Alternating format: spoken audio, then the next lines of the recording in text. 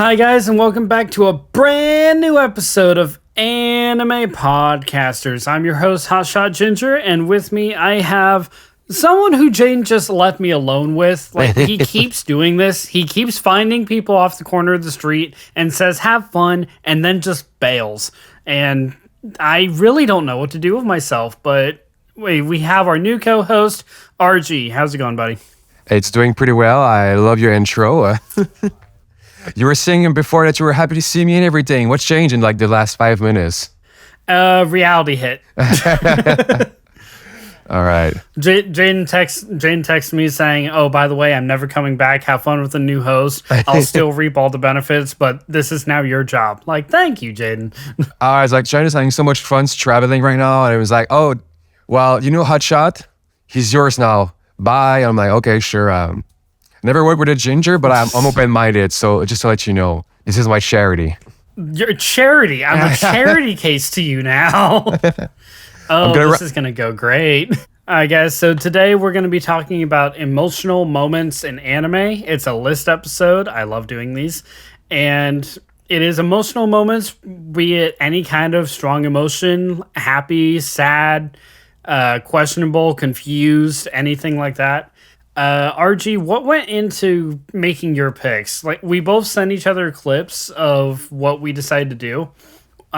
What made you choose the three that you did? On the brute and honest answer would be the amount of tears that I had. Honestly, that's fair. Yeah, some of these moments make me cry like I never did before, and some of the other moments really more like inspiring. Like, you know, when you're really in a moment and you feel what the character would feel, this is what I would consider a very breathtaking moment and an intense emotion. What about yours? Mine, I love the feeling that just getting up and cheering really in a show. So just anytime like my heart's racing, I'm watching the action, watching the characters that I grew up with, doing something amazing. That's kind of the whole attitude that I was going with. And I also wanted to pick moments. From shows and from like certain parts of shows that I have never talked about. Like, I went out of my way to try and avoid talking about One Piece. Yeah. Like, there's not a single One Piece clip, but I could have chosen 100. Yeah, because I know you're a big One Piece fan. I think by now everybody knows about that. And I was like, do I need to to listen like 100, like 200 episodes to know like what is he talking about? Because I know like the main character. I know a little bit of the story, but like, I wouldn't need to watch a lot of episodes to catch up. So I was like, please, man, don't pick One Piece. Please pick something else. You have no idea how badly I wanted to go. Hey, I chose an episode from like 430 that you're going to need like 30 episodes of context for. Yeah. That's great. And like, that would have just been mean. And does it mean that when you watch anime in your free times and you have these intense emotion, and I know that one of your big, spoiler alert, is a little bit about romance, that means that you don't cry? I don't cry, but I feel, how to explain it? I feel like extremely happy in those moments. Do you even have emotion? One of your picks, that's a really bad thing. One of your picks, I'm not going to tell which until we get into it, but one of yours, I was expected to cry, and my friends were looking at me at that moment. I wasn't shedding a tear. Everyone else was crying a river. And they're like, what is wrong with you? Oh my God. Like, I'm sorry, I just don't cry. I feel really happy and I get really sad. Yeah, but I just don't cry. It's really hard to get me to cry. It's all right. Maybe I'll find an anime for you one day that make you cry. If you can, please. I'm more than willing. All right, at least you're open-minded. So, do we start with yours or with mine? Let's go ahead and start with yours. Why not? Because I have a feeling at least yours, people might already know what I was kind of throwing under the bus. But yeah, let's go ahead and start with you. All right. So I'll start with my guilty pleasure. The first time that I cry for an anime, and I'm kind of ashamed of it because it is kind of an intense moment, but also kind of not. It's kind of like dumb how everything happens. So it's just basically about the anime, The Seven Deadly Sins. I think most of you guys knows about it. And it's basically at the start of the anime, at the beginning, my English sometimes, when the Ban and Ellen are mutually kind of like trying to sacrifice themselves to make the other survive because they're both mortally wounded, and they kind of do a kind of a mind games to let who is the other one is going to survive. And spoiler alert, Ban survive. The Ellen the elf drink the elixir and kind of kiss. It's kind of gross when you think about it. She kissed him and give him the elixir of life, and he survived, and it's how he became immortal. But at the time when I saw that, I was like, oh my god, nobody would ever do this for me. And I cried a lot. So you just cried because you were left out, not because what was happening on screen. But I feel now that I will watch this anime, and since I've grown out a little bit, and I would be like, oh, that's cute. But at the time, I was a mess. I was watching this, and I was living with my sister at the time, and she was like, why are you crying? I'm like, this is so beautiful. Like, why are you crying in front of a cartoon? I'm like, you don't get it. So this is a moment that I actually did see in show. I was kind of a mess too. I was really torn up because I actually really like Elise. I thought she was really cute, especially her relationship with Bon. And the fact that they were both fighting tooth and nail for each other for the cup of elixir, and that Bon was willing to sacrifice himself. But then, well, I mean, we knew that Bon would get the elixir because we've already met him at the time. But the method of how he got it, the fact that Elise tricked him by thinking she was safe by drinking it and then kissing him and giving it to him, is kind of what tore me apart, because I knew after that she was gone, she was done. Exactly, and it's kind of putting more depth to the character of Ban, because now we understand like why he doesn't care about dying or anything. He never wanted to have eternal life. He feel guilty because he's the one who survived. He wanted Ellen to survive. Yeah, he has insane, massive survivor's guilt.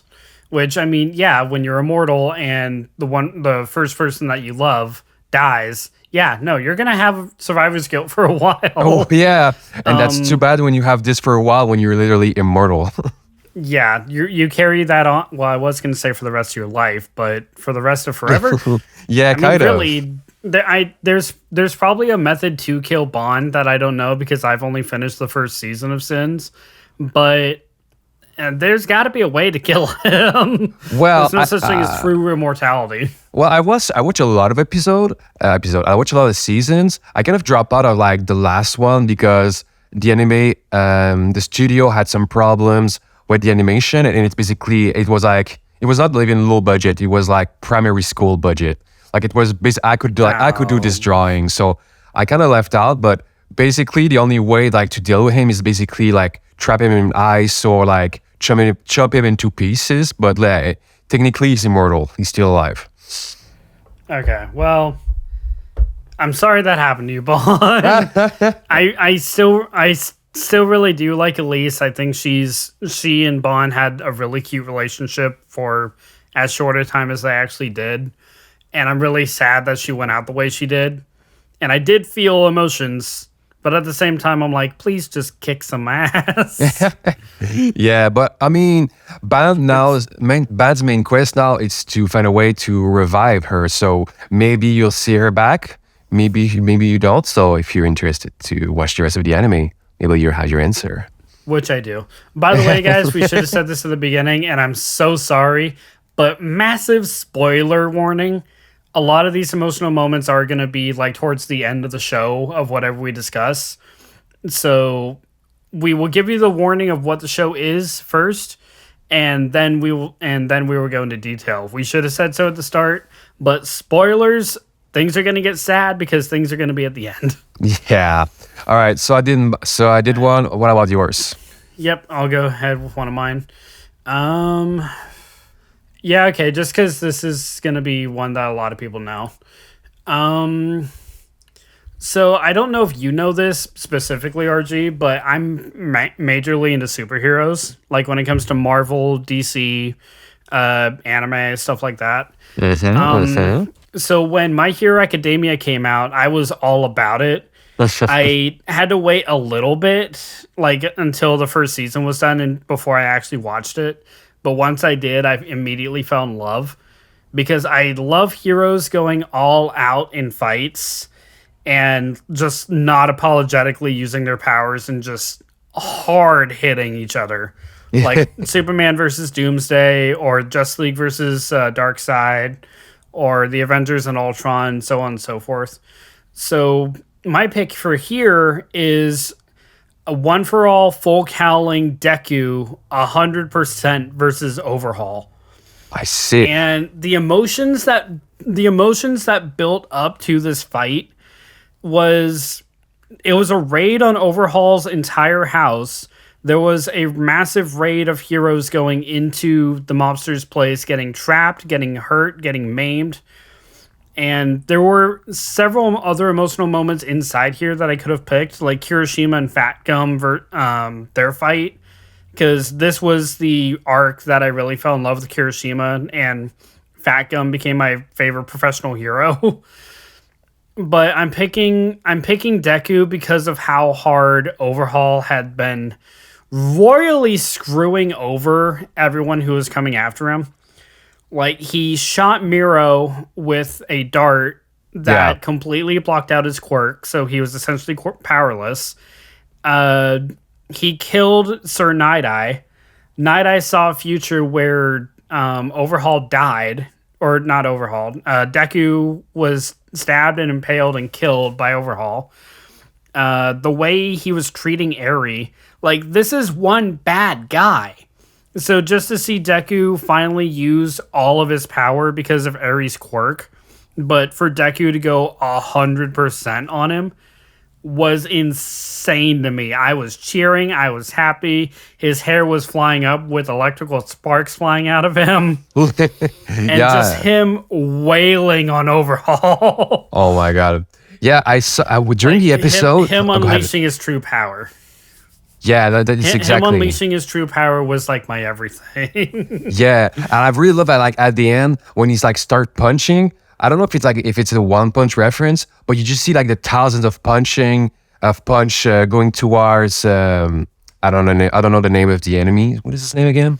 Oh, Overhaul. Yeah, Overhaul. You just like 1,000 punch coming into him, and you actually see and feel the impact of each one of him. Like you see like part of him, like part of his fake body getting away from him, and I really like that they add these kind of details. This was the first fight to me that really showed what Deku could be capable of, like when he masters more of One for All's power, because it was him using it 100% because Eri was constantly rewinding him, so he wasn't hurting himself. He could just go full hog and put Overhaul down. Yeah, and that's why I loved it so much, because it was basically Deku Super Saiyan mode. Yeah, it kind of looks like that when he's having like blue hair, a little bit in the air, sparkly, like you said. That's basically a Super Saiyan. Yeah. So I mean, it may be silly, but it was really emotional for me, just because I was cheering on Deku releasing his potential and Overhaul getting exactly what he had coming to him. Exactly, and I really love how the fight went on. Like overall, like to see how truly like evil and he will back down to nothing. Because like as the fight goes on, he keeps sacrificing every one of his crew to get stronger and to fight Deku. That's crazy. Yeah, like his most loyal, I think he just totally absorbed him, and that's what led to Overhaul being like Unleashed Overhaul or something, whatever it was called. Yeah, I can't remember the details exactly, but the fact that he was doing whatever it took to win, and he was doing it to try and get Eri back just because of her quirk, and like multiple heroes had been stabbed and almost killed. Like Fat Gum and Kirishima was almost killed.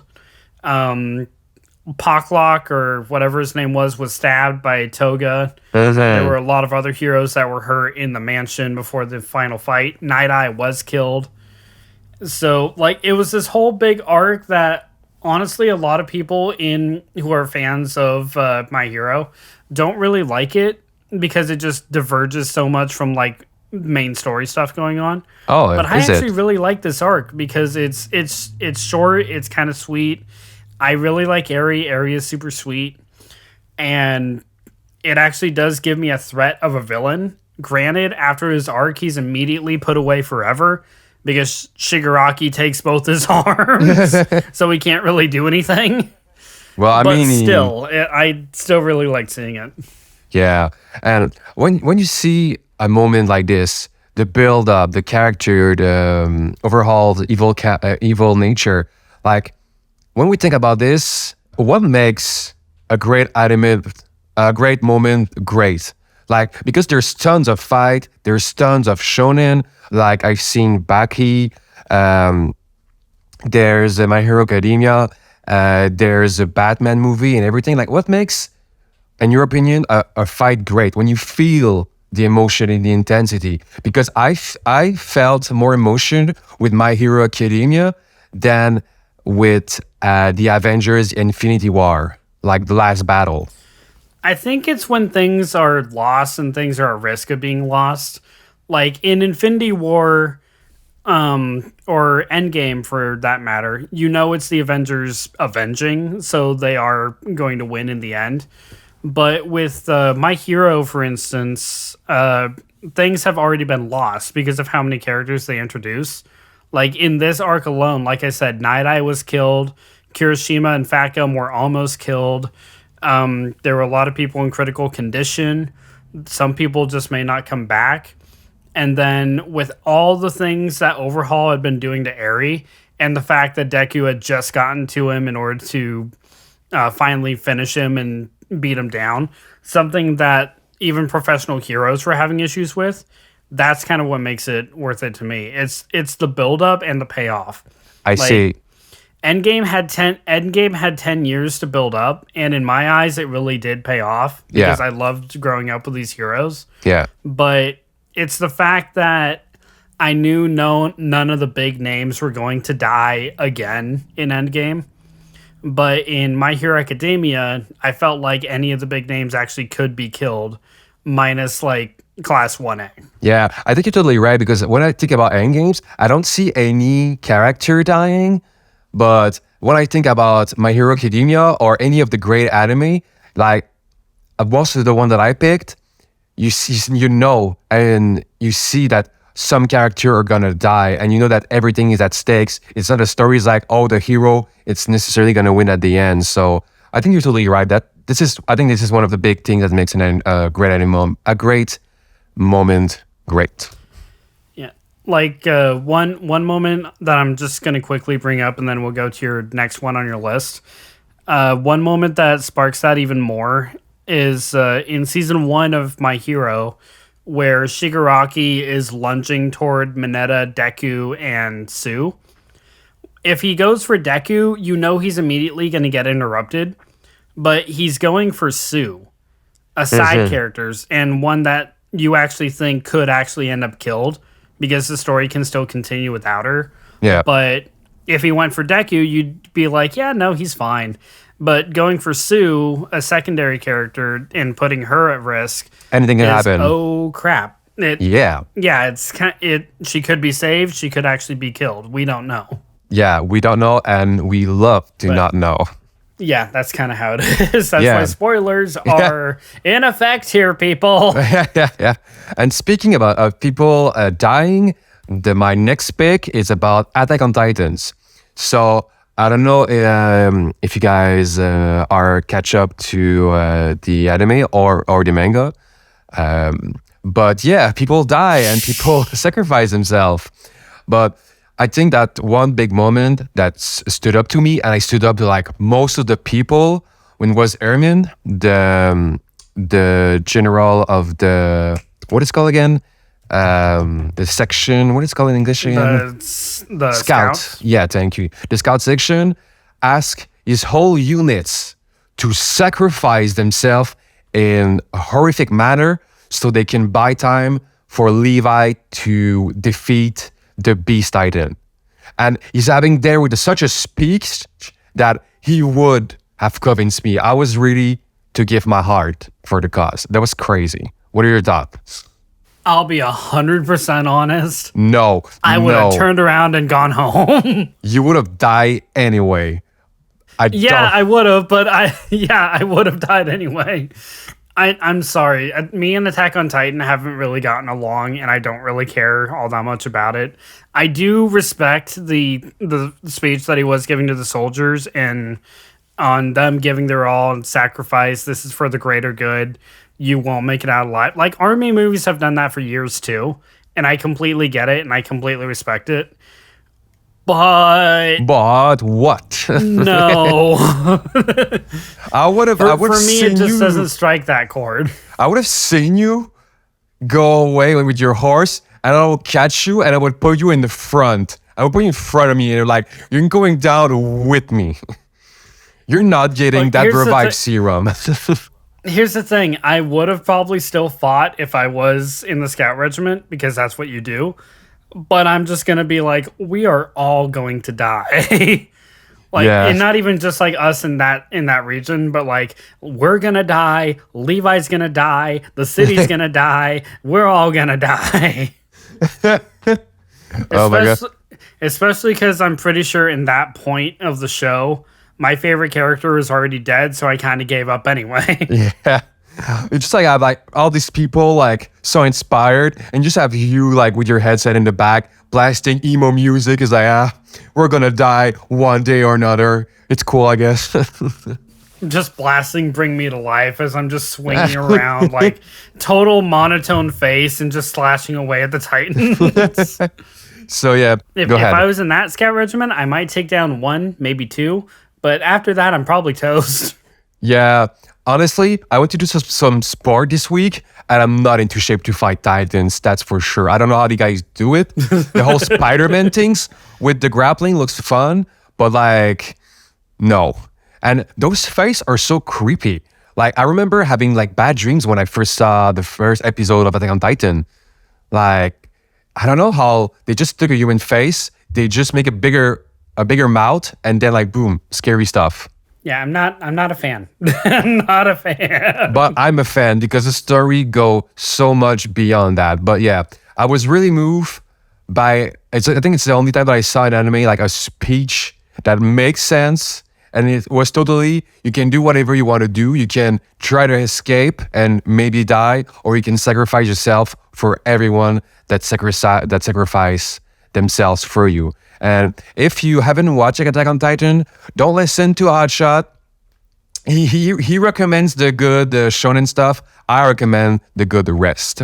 I really recommend you to watch Attack on Titan, and because it's a long anime, but it's like really worth it. I will say more than half the anime community already watches Attack on Titan. I'm already an outlier. Yeah, but Like, know I don't like Attack on Titan. I don't like Death Note. Like just stuff like my that. God. Just doesn't vibe does with does me. Giant Yeah, I know. Hey, does Giant know? Giant knows, and he Oh knows my this God. well. It's all right. Now I need to go listen to One Piece just so I can trash on it and makes you mad. Please. Yeah. At least I'll have someone to talk to about One Piece. True Giant the inside. So yeah, that's about it for Attack on Titan, and you're right. But just finishing on that subject, you know, for anime, I started pretty late in my life because of a friend recommendation. So I always think like some like people that like are like starting anime and maybe they haven't seen it, so they don't know the good stuff. But you know, we do. Yeah. No, fair. So what's your next pick? Hit me up. All right. So next pick, I'm not going to spend too long on because spoiler, guys, we're discussing this episode. We're discussing this show in a future episode this month. So I'm not going to spend too much time on this one, but I still wanted to bring it up because it was an emotional moment. At the end of Kaguya-sama Love is War, Kaguya and Shirogane finally kiss. And that moment of the anime, like, yeah, that's a massive spoiler because that's what the whole show's about, is them confessing their love. But that moment of where it finally happened it's not just the audience that's excited for it, the narrator's excited for it, other characters when they see it Insane. are shocked by it. It is very clear how they feel about each other throughout the entire show. And the fact that they share their first kiss at the series finale is my everything. Yeah, it was so good. I think I cried a little bit there. I cried less, but I cried definitely at this moment because it was what I don't like about romance anime is that the story never goes further. The story takes like 200 manga and they still like haven't kissed or done anything. And then in the last episode, they're like, oh yeah, by the way, I love you or something. But I feel like in Kaguya-sama, the movie advance bit by bit and you are finally rewarded at the end with such a good episode because things are happening, but you don't know at the end that a kiss is happening. You don't know because like not as very spoiler, but you know that some things are strange, some things are building up, but you don't know for what. And when you see what it is for, that's crazy. Well, because so the whole show, it's very clear how they feel about each other, and the Yeah. whole thing is basically a giant game to them on making one confess over the other. And it's completely strategy based. Like, how can I pressure her? How can I pressure him into admitting his feelings? Like, basically, whoever admits their feelings first loses. Yeah. But then, like, in the final arc of the show, stakes have never been higher because Shirogane gets accepted into a college that's in the States and they live in Japan. Something that Kaguya hasn't done. So if she doesn't confess her love soon, she'll never get her chance because he's leaving Japan and she's not, because that's where her family is. And I really So love. Go ahead. it's even more of a racing game at that point. Yeah, it's a racing game, and I love how in the end, despite all odds, because even if he confesses his love, he's still gonna leave Japan. He still finds a solution to that problem, and for that, I respect him deeply. And just that whole buildup of like, once you find out, oh my God, this is happening, and the final payoff for it. Love is War, and I know I say this a lot, guys, but bear with me because I really do mean it with this one. Love is War is one of my top 10 animes, period. It is one of my favorites. It is my favorite romance anime. And the fact that I finally get that payoff after 3 seasons, I feel like was paced perfectly fine, and I love it so much because of how much I care about these characters. Yeah. And it was a way that made sense because Shirogane gave Kaguya like one final puzzle to get her to where his basically confession was, even though neither of them just outright say I love you. Yeah, Like, oh it yeah. was more or less a confession, but still. When we're gonna kiss, but we're not gonna confess. Classic. That's and Kaguya shoved her tongue down his throat, according to Oh my god. according to the show. Yeah. Yeah, Well, it was bad. It was bad. But you know what? That was gonna be my question for you, but like I relate on a personal level to that because when I had my first kiss, would you like to know how my first kiss was? Yeah, sure, why not? Let's get weird. Yeah, but I personally relate because you know, like you can have those grandiose moments. It can be really romantic. You kiss into the sunset, but you've never kissed, so you don't know how to do it. So when I did my first kiss, I basically put my lips on the other person's lips, and I didn't move, and I didn't breathe. I didn't do anything. I was a rock. And the girl, she just start opening her eyes, and she's like, "What are you doing?" I was like, "Oh, this is not how this works." So I kind of relate to this. Are you relating to this Yeah, too? my first kiss, in a way, my first kiss was kind of just taken, kind of like Shirogane's, if I'm being totally honest. Oh damn! Mine happened on a bus, and when the bus stopped, and No. when the bus, it was a school bus. I was in middle school. Don't tell me it's a So classic. when the bus- The bus stop and somebody kiss you. Anyway, let me go on. Sorry, go ahead. When the bus stopped, the girl, quote unquote, slipped into the crevice between the seats. And when the bus went again, she pulled me down on top of her by my collar and just kissed me. No. Was it like, Yeah. was it meant? Did she meant it, or was this an accident? No, she meant it. She full on meant it. Oh my god. What a man. Yeah, What a life. that was my first kiss. That was my first kiss. I'm like, what in the hell? Okay, that happened. Wow. I didn't know you were. I didn't know you were this lucky. Well, I was gonna ask you like if you relate about on the Love Is War on a personal level, but like that story, like it's just gonna be better than everything else you're gonna say. Well, I'm sorry to. Okay, I have nothing. I thought I did. Why don't you just go on to your next one? We'll forget I'm here. Yeah, it's all right. I couldn't do this without you, Hotshot. Remember that. So Yeah, very clearly, this is somewhat my show. true for now. So anyway, the next show, it's really funny how I ended up into it. I've just started anime. It's been 1 month, and I discovered this website called My Anime List, and you can see the top rated anime of all time. So I'm like, okay, this one, I'm gonna watch this show, and I see rank around 20. I see an anime called Angel Beats, and I'm like, oh, that's crazy. I never hear of it. There doesn't seems to be any fight. Doesn't seem to be any intrigue. What's this about? So I watch it, and I watched 1 episode, and I watched 3 and 5 and 8 and 10. And I'm like, okay, but like the story's okay. Spoiler alert: it's basically people who are dead, but they don't go to the afterlife.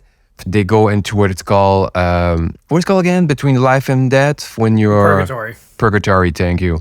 When you're waiting for your soul to be judged, or in this case, not having any regrets before going into the afterlife. I see, and I'm like, okay, that's good, but like that's not one of the best. And then I saw the last episode. Boy, did I regret. So basically, how it happens is you need to leave all your regrets in a child in your life before going to paradise, or just basically disappearing. And there's what is this one character called Angel. How convenient. She kind of like implore and ask the main character Otanashi to help her pass into the afterlife by saying a certain phrase. And yeah, at the end she disappears, and it's very, very emotional. Have you ever seen Angel Beats, Hotshot? This was the one that I told you at the beginning of the episode I did see with a group of friends. Oh my god. And they were crying a river, and I was stone-faced. I was sure it was going to be Attack on Titan, because I was like, oh, maybe he didn't cry for it. But like, this is so sad. This is so much worse. Oh my god. What happened? The fact that it happened at Angel Beats is so much worse. Yeah, because like for the context, like they're crying. The guy just made a love confession. The girl is just like, say those words so I can pass into the afterlife, and you're never gonna see me again. And oh, by the way, you're gonna be left alone in the completely alone. Yeah, in the purgatory. Basically, Angel was there as like a guidance to the others to pass on, and the fact that Purgatory needs a guidance in order for other people who get trapped in Purgatory to pass on. So with everyone else gone and Angel being the final one, he remained stuck in Purgatory to help other people pass on when they made it there. Yeah, so he was separated from the one he loved, friends, all of his friends, all the ones that he more or less grew with, because it's Purgatory, it's eternal. He was just there for God knows how long. Probably months or years, to be honest. So when I saw it, my friends, including Kyo, were crying insanely, and I was just looking at him like Zuko looked at Sokka, like, that's rough, buddy. Hotshot is a butt confirmed. It really fucking sucked, because, like, yes, I know this is a really high stakes emotional moment. I know how much he just lost, but at the same time, I'm just like, sucks. Oh my god. Uh, I I I don't felt know, really man. bad. I mean, if you're like that, that's okay. I just don't get you. That's okay. It's part of life, man. Yeah. No, Um, if I rewatched it now, because keep in mind I watched that either junior or senior year of high school. If I watched it now, it probably would be a bit different. But that's just how I reacted at the time, and I haven't seen it since. I see, I see. And what do you think about those kinds of anime that like angel beats, which are either like plot twist or very emotional, but it takes like 12, 20, 50 maybe episode before reaching a beautiful ending. What do you think about that? As long as the twist is worth it, I honestly have no problem with them. Like I do really like Angel Beats, even if I didn't cry at the end. It was still a beautiful and heartbreaking end. Have you? Like as long as I'm invested, the things that are most important to me in a show are the characters. If I'm invested in them and their story, I can get through pretty much any kind of story. I see, I see. Because this is the same. Because for me, I don't know if it's gonna pay off, it's gonna be good, and my time is pretty valuable for me. So this is why, if I knew, I don't think I would have started this show. And also, this is why I'm hesitant to start One Piece, because everybody is like, dude, after episode like 200, it starts being real good, man. There's a certain arc that a lot of people in One Piece will skip, and that's called the Skypiea arc. Mhm. It is not worth skipping the Skypiea arc. There's a lot of stuff that happens in it, but when everyone says like after that it gets insanely good, they're not wrong. But then again, I'm the guy who likes it from pretty much the get go. Like, yeah, there's a few stinker episodes, but if you're doing a series that's over 1,000 episodes long and you have like 3 episodes that aren't great, I think you're fine. So, guys, if you have any anime recommendation, like put it inside of the comment if you are on YouTube. I would really like to see if you guys have some recommendation for an anime that is, let's try to be like 12 episodes long, but like and starts like really slow, but has like a really good plot twist. Like I really like, I kind of like the story for Angel Beats, and I really like the same idea for what was it called again? Future Diaries. Future Diaries. Yeah, Future Diaries. When it took a lot of times, but it get real good. On your next choice, Mr. Hotshot. Yep, and this is my final one, and I'll make it relatively quick. All right. So my final pick is one that was like 20 years in the making. I grew up with Pokemon. I grew up with Indigo League. I watched Battle Frontier. I watched Advanced Battle, X and Y, Black and White, and I Diamond and Pearl. That's and a lot of watching Pokemon. the anime as it's so much. You have no idea, Archie. I love Pokemon as a franchise, and watching the series as well as playing whatever games I could get a hold of was a major part of one of my childhood. So one of my most cherished childhood characters that I grew up with was Ash Ketchum. And at the end of every series, like at the end of the series, you expect the hero to win, or you expect the hero to like achieve their dream or what have you. That didn't happen for Ash. Like Indigo League, he made it to like the second round and that was it. In Battle Frontier, he made it to the champion bracket but was eliminated pretty quickly. In one of them, he was the runner-up. He made it to the champion, but he lost. In another one, he was like 4th place. So he kept challenging tournaments in Pokemon leagues, but he kept losing at like the most desperate time. But finally, in Generation 7, Pokemon Sun and Moon, when we finally get to Pokemon League, Ash finally becomes a world champion. That's crazy. And when I first saw it, I was ecstatic. I was actually cheering for him when it was released. Like, Twitter was exploding. Our boy finally did it. He grew up. Like, Twitter was erupting over it. Fans and Pokemon were erupting over it. I was insanely happy, even though I hadn't gotten to that point yet. But I didn't care. Just the fact that he finally became a Pokemon League champion.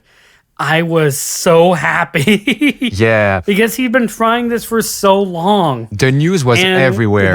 when he got to the battle, it was everywhere. I have like And the no battle that he Pokemon. finally did to do it, was against Professor Kukui, who was more or less raising him on Alola, and was an actual Pokemon Professor champion fight. And that was the one that Ash won. And I freaking love everything about it. Clearly, out of all of my emotional moments, this is like the one that I'm the most passionate about because of how much it means to me. Yeah, I saw it, and personally, I never watched anime Pokemon, and I never finished like any of the games because I didn't know that my Pokemon at the time needed to learn a special move to cut grass because I didn't speak English. I'm sorry, but like I really like I watched the clip that you sent me, and it was really an intense and a really good battle. Like it's like 3 episodes, but it was really good, and I'm really happy for Ash to be finally have a championship. So as I was saying for my my last point, it needs sometimes 12 or 50 episode for to reach a peak. For Pokemon, only took 20 years or 30. I don't know. Is it worth it though? For Ash, for me, yes, it was more than worth it. I'm gonna wait 20. I don't want to see 20 years of content before I see the win. I will not. But I'm happy he won. Look, I've been watching One Piece since the 90s, and he still hasn't become Pirate King, and I'm still going. Oh my god! I know that. So clearly, I can stick with it for a while. I know that the day that Luffy is gonna become the Pirate King, everybody will know it. Like the president will know it, my sister will know it, everybody will know it. That's for sure. Twitter will just shut down. Like the servers for Twitter will go away. I promise you, when that happens, I will be talking about it. I will be making an episode specifically on Luffy. That's great. And that's basically most all our topic. I want also to do an honorable mention for the fantastic and the tragic story of Oshino Koichi. I think if you don't know about it, it's basically the new anime rank first on my anime list, which is kind of out of the ordinary, only with a single episode out. So it's really only because the first episode is I think it's 1 hour and 25 minutes. It's almost, actually, it is kind of a movie. It has a lot of build up and emotional moments. So I definitely recommend it to you. No information, no spoiler. All right, and one quick honorable mention I have. It's another Pokemon moment. It is from the first Pokemon movie when Ash Ketchum dies. What? Well, what do you mean, guys? Ash gets hit with a colliding hit from Mew and Mewtwo, and he goes down and turns to stone. So it has been confirmed that this is an Ash Ketchum death. And Ash actually dies quite a bit throughout the movies. I thought Pokemon never hurt the trainer. Time. Typically they don't, but Ash ran in the middle of the attack. Like Mew was going for Mewtwo, Mewtwo was going for Mew. Ash was running in between it to stop the fighting. Hotshot. And he got caught in the crossfire. So you said that in Attack on Titans, you wouldn't sacrifice yourself for humanity. Would you sacrifice yourself for your Pokemon? Absolutely, without a second thought, yes. Oh my god. At least you have your priority straight. I respect that. This is Scorch, my Charmander. He is everything, and if anything happens to him, I will kill everyone in this room and then myself. Famous quote. So how do you want to end this episode out? Really, I just like talking about emotional damage, whether it's positive or negative in anime. And the fact that anime can actually get us to be that emotional about a fictional, drawn character, honest to God, speaks volumes about the medium. And I know animation can do it just as well. But that's why we love these series so much, is because there's impactful moments like this that stick with us and that we either adore or that we hate. There are emotional moments where I'm just like, I don't want anything to do with you anymore. And then I'm clicking on the next episode. But there's also moments that have you jumping up and cheering out for more, like most of mine. And unfortunately, after that, they end. So you don't have any more. But it still sticks with you, and you don't love it any less than that. I think you're totally right. I think anime is for everyone. I think with the amount out there, everybody has an anime that they can relate to, have those magical moments and emotion. And I think that with those emotion, it helps us grow kind of in a way. Like you see what those characters would do for another person or for themselves. And I think it's kind of inspiring. I know I think about it when I'm working out in the gym. I'm just lifting weight and I'm like, Sasageo. Yeah, there's some anime moments where you're lifting weights and you're just thinking about the end of Angel Beats. Yeah, no, I get it. God. It's fine. Whatever helps. Everybody was on the way like, what is this guy crying? It's like, I don't know, but look at this rep. It is helping. All right, guys, we'll go ahead and leave you with that. And with that, this has been another episode of Anime Podcaster. Bye, guys. Bye. Hey, guys. Hotshot here. Thanks so much for listening to this episode of Anime Podcasters. We have over 100 other episodes for your entertainment found wherever podcasts are available, such as Spotify. We also release new episodes twice a month, so keep an ear out for us. You can follow the podcast at Anime Podcasters on Facebook, Twitter, Instagram, TikTok, and Giant Music's YouTube channel. Giant himself can be found on social media at Giant Music, as well as his own website, giantmusic.com. Kyo, our artist for the podcast, can be found on Twitter and YouTube at GoProKyo, as well as his website, ccartgalleryportfolio.com. As for me, Hotshot, you can find me on YouTube and Twitter at HotshotGinger. As always, guys, thanks for listening to us. Hope to talk to you soon. Take care.